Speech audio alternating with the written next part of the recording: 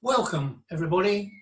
This is the second of my Michael Roberts Talk To videos that I'm doing with various Marxist academics and analysts around the world.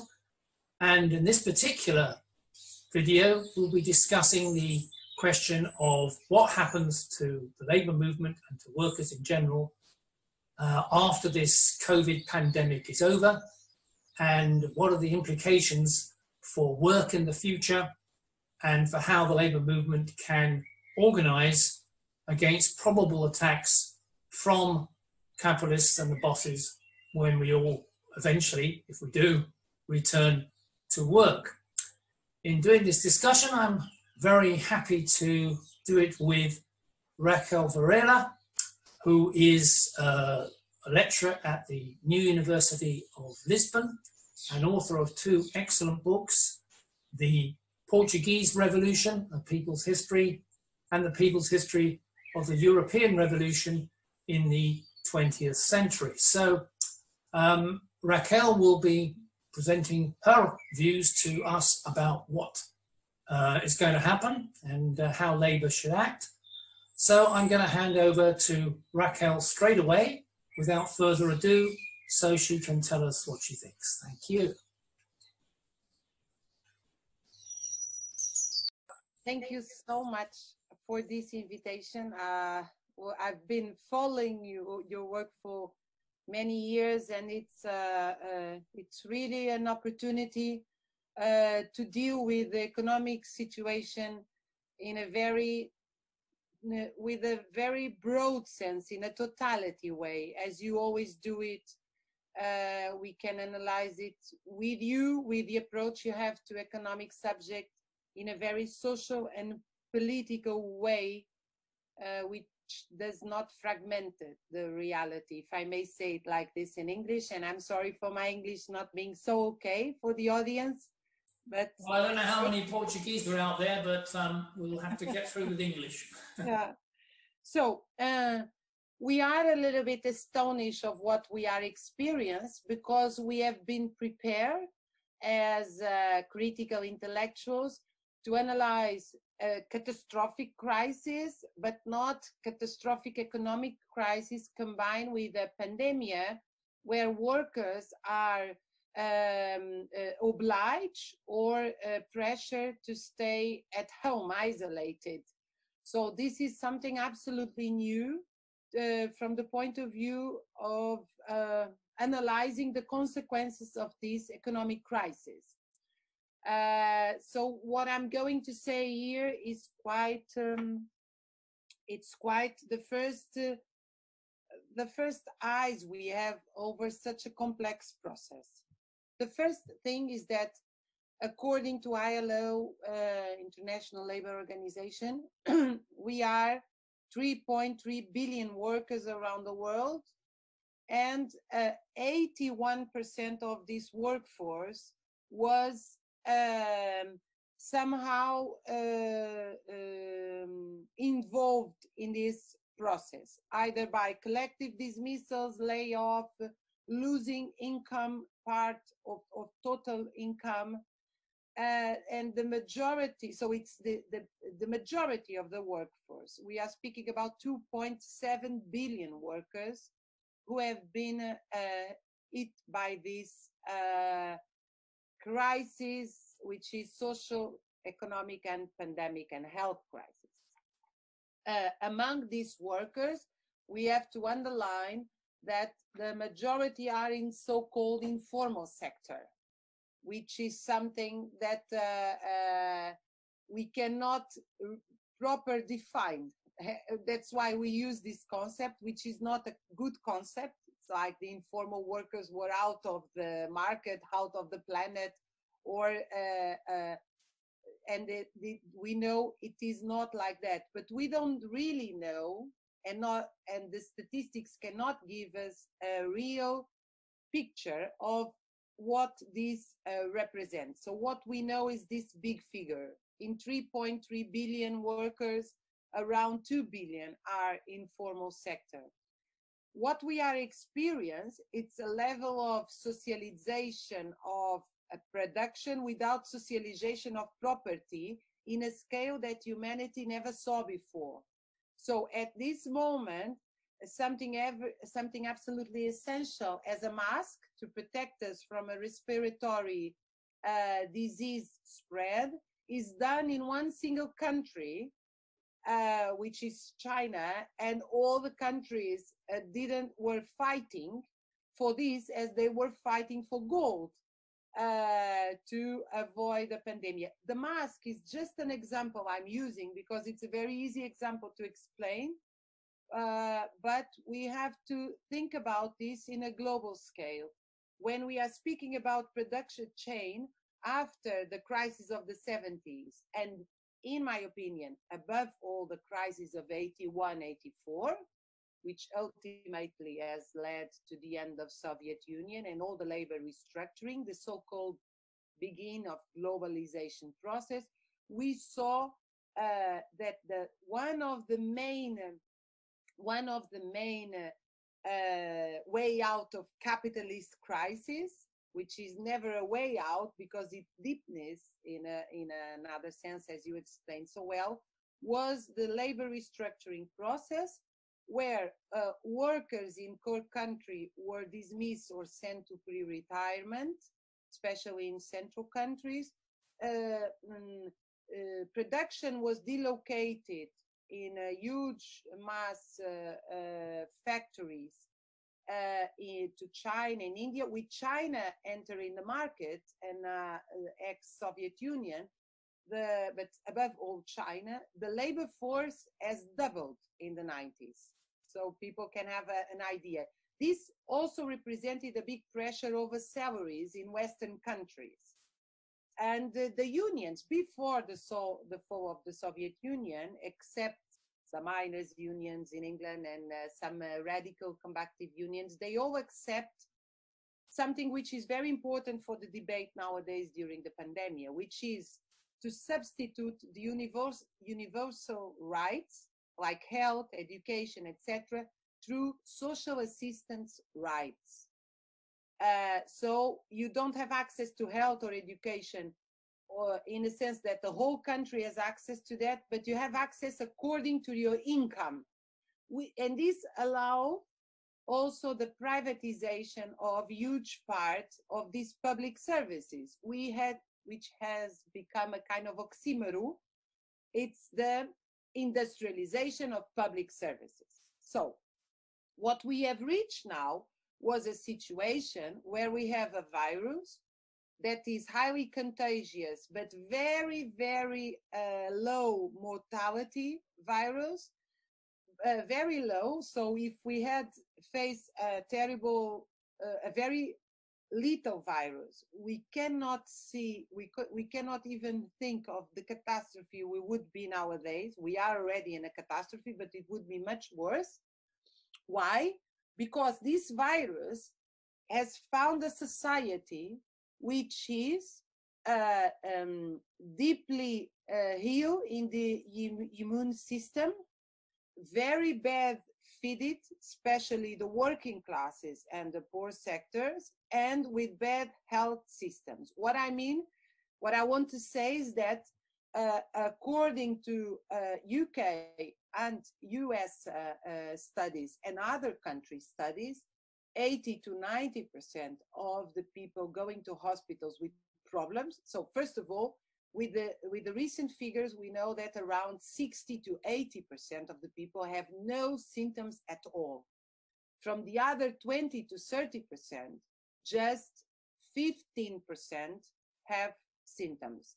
And some part of it very dangerous, especially old people, but people with comorbidalities, sorry, my English.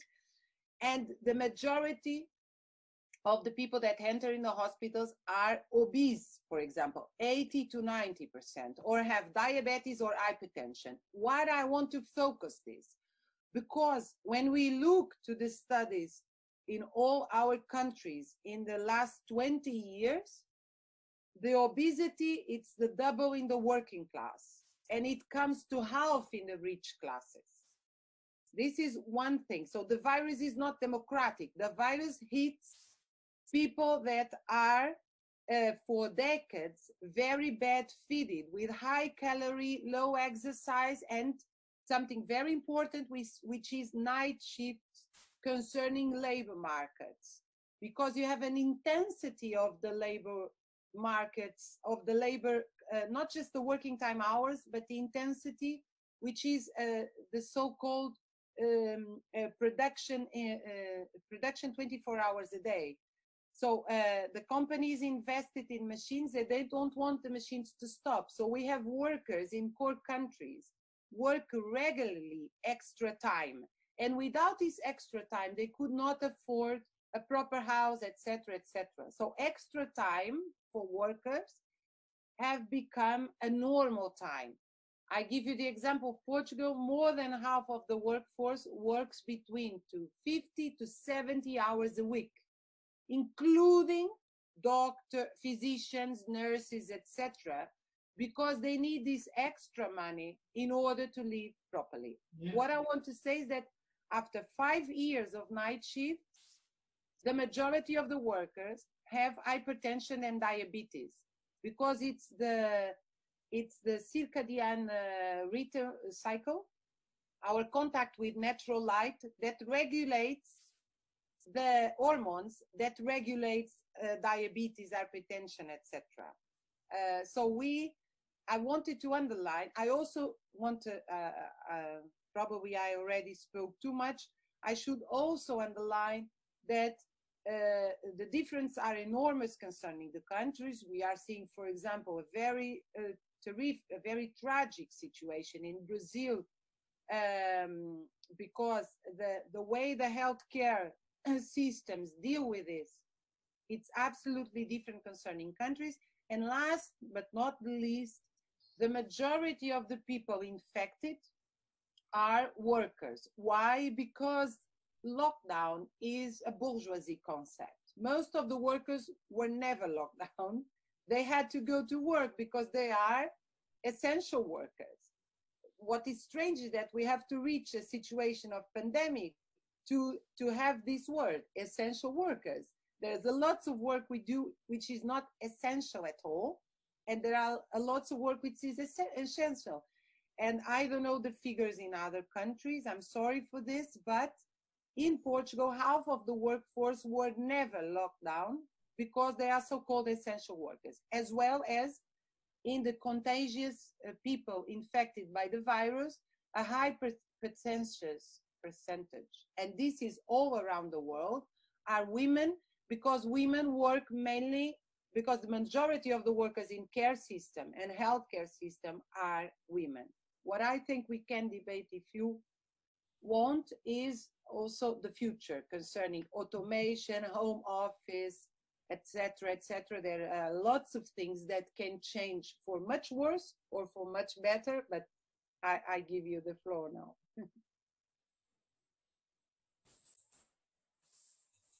Yes, well, thank you, Raquel. Yes, there's lots of extra things we can talk about in this brief Zoominar. And what you've outlined there, of course, is some of the issues that have been raised during the lockdown and because of the virus. We should also perhaps now look at what happens now that the lockdowns in many countries are beginning to come to an end, or at least be relaxed. And although the virus is still around, of course, and the increasing numbers of people who are probably going to go back to work and what sort of situation they will be in. I've just got a few graphs here, they might help. I found out, for example, at the moment, as you say, maybe 50% of workers are working and the other half are not working. They're either furloughed or temporarily put on hold by an employer, or they've even been sacked. And we've seen a big increase in unemployment over the past 2 months or so, massive increase in the US unemployment rate to perhaps hitting 25 million people out of work. It's going to be higher. We see something similar in the UK. Most households in the UK, for example, have lost income. 73% have lost some amount of income that they had before the virus lockdowns took place, either loss of savings or struggling to pay bills or not having the pensions and so on, and a delay to welfare payments, delay to sick pay. All those things have been hitting workers.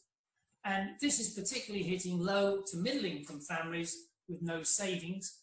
About over half of workers in the UK, adults in the low to middle income families, have no savings at all to back up. So if they lose their income and their jobs and they're not getting any support from the government in any form, then they're in no position to survive.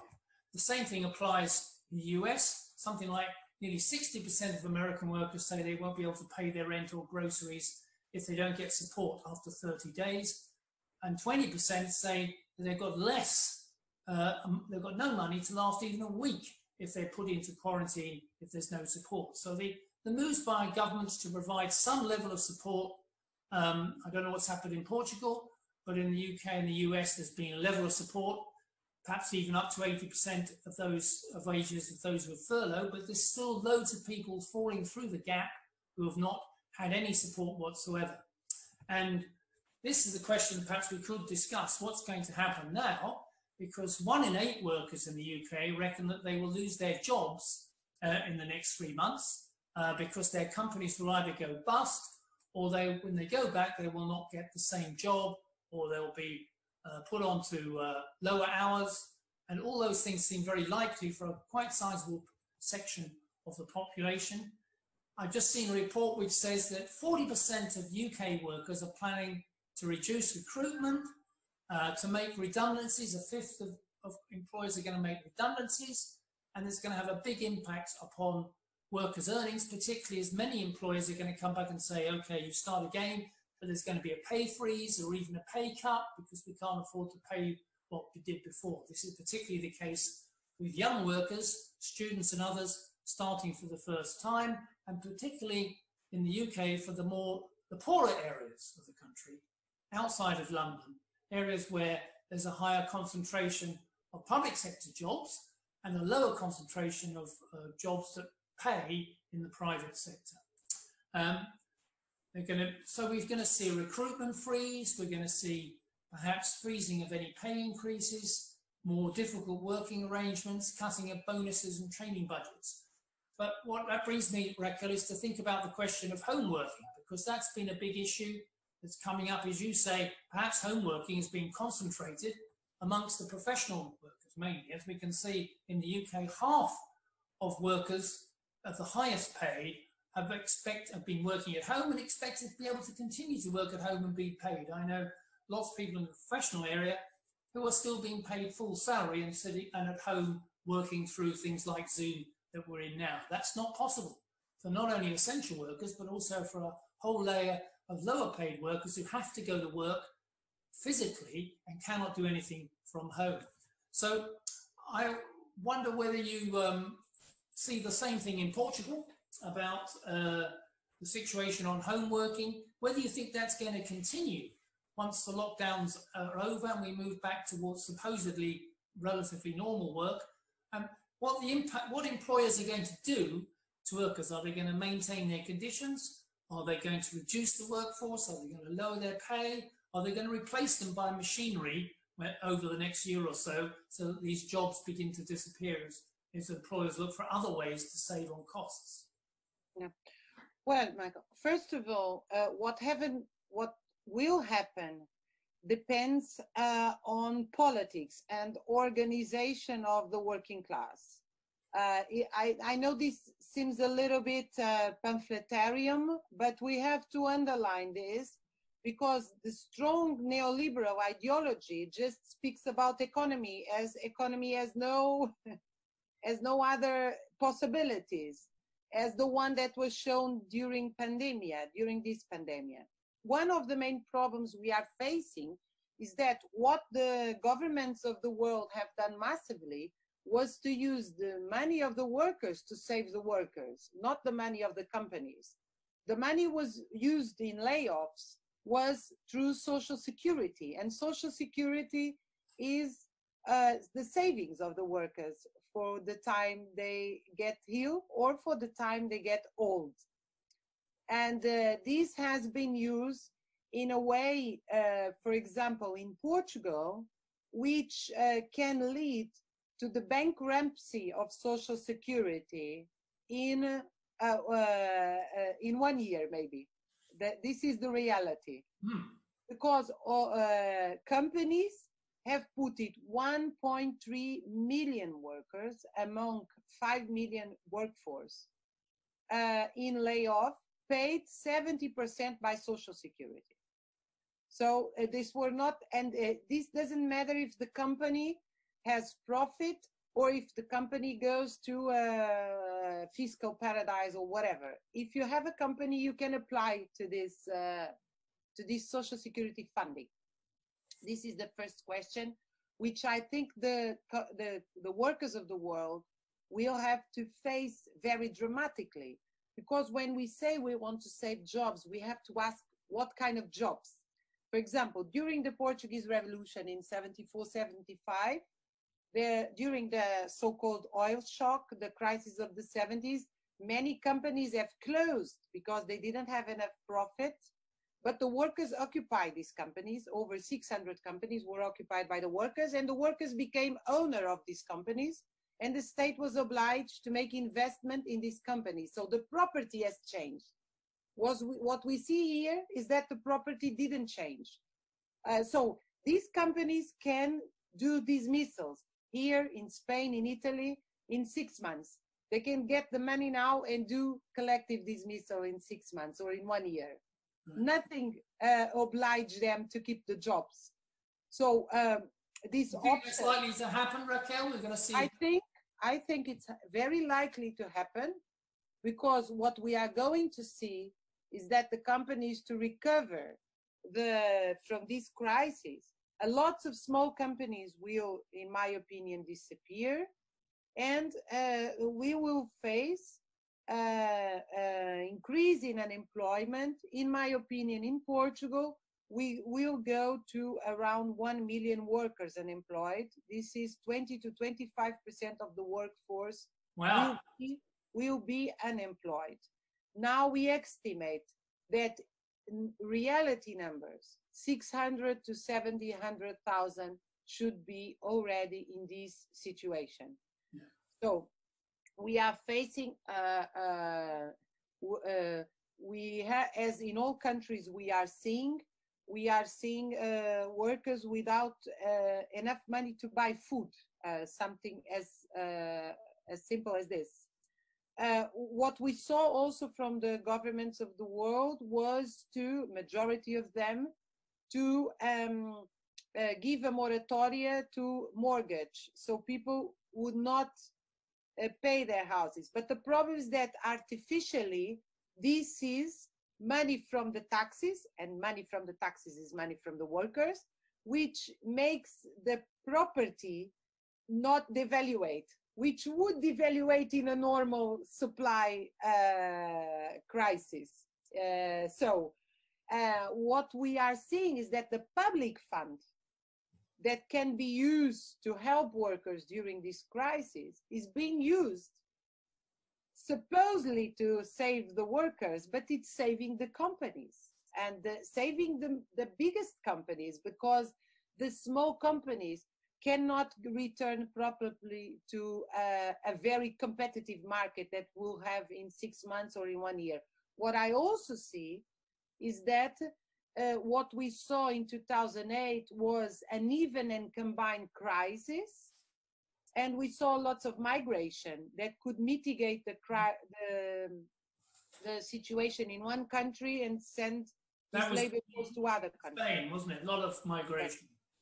But now probably this will not be possible, at least with the majority of the workforce, because we are seeing a kind of a, I don't know yet if we are in a total crisis, but we are in a simultaneous crisis, that's for sure. So concerning home office, I think what we have to underline is that yes, companies want to use home office, in my opinion, to decrease, not just to have more control over the workers and extend the working time hours. I think this is not true, because the workers were already working at home after leaving the job at the office. So the exploitation was already eating the moments of private life before the coronavirus crisis. What is new now is that you can spare the money that you have in the offices and the electricity, etc. So this will decrease the salary of the workers, because this cost of reproduction of the workforce goes directly to the worker. He has to pay his own computer, electricity. He has to pay, is not going to have access to the canteen of the restaurant, etc., etc. And we have already companies which are preparing the workers for this, bank sector, so companies that don't deal much with manual work. What I think it's the consequence, we are studying here a consequence, which I think we should not ignore, which is the question of mental health. Because work, when you are connected permanently with a computer alone, you become, in a psychoanalyst point of view, in a regression relation. Your relation is not with someone that is on that side, is with a thing, which is your computer. And social contact is gone, really, hasn't it? Yeah, people become very isolated, and this will have a dramatic impact. I'm saying this, and we have been studying this in very detailed with our psychanalysts, psychologists, medicine, labor medicine, that we work here in our observatory. So we see we've foreseen raising of depression, raising of presenteeism, which is you are there but you are not there, lack of concentration, etc. And depression is already, due to the alienation process of capitalist accumulation for the majority of the workers, is already one of the main causes of not going to work. How do you say this in English? People that get sick and cannot go to work. So we foreseen a huge change in this, and what can be catastrophic. This is our main subject of study these last 2 weeks with an interdisciplinary team. It's the school through internet. This will hit dramatically the working Very big in the UK now, yeah. Hit dramatically the working classes. Because we have to go back to the Russians, Vygotsky, Luria, the big neurologists. The process of learning while we are growing, as we are mammals, and as our brain is deeply developed with our relation with other humans. We became humans because we are in face of our humans. This process of learning is highly emotional and relation. I can give you a very important figure on this. The students who have apparently deal better with this school home are autist students, or with some kind of autism. Yeah. Why? Because they deal very bad with relations. That is the original problem. So if we make an option like this, we are doing very bad to students with autism, and we are doing something analogous to autism to the other students, which don't have this precondition.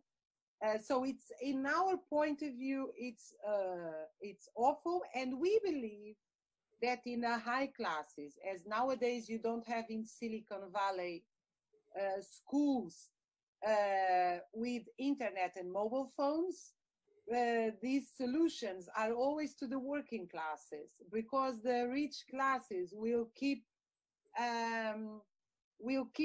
out of automation process to their children, knowing how important are human relation to a developed of knowledge, and of course the question of automation. But I think the biggest problem of automation is not just alienation, which is, as everybody knows, very common already in automobile industry in the developed Germany, or in automobile industry in underdeveloped Brazil, is the question as we are facing that many countries can use, many leaders can use this crisis to use the public taxes to restructure towards automation. Many companies saying this is to save jobs, but at the end will make more jobs disappear. But this restructuring, and many of this restructuring will use the green card. We are doing it in favor of nature. We are doing to save the planet. We are doing to keep the jobs. Well, I think this is highly, it's a highly dehumanized process.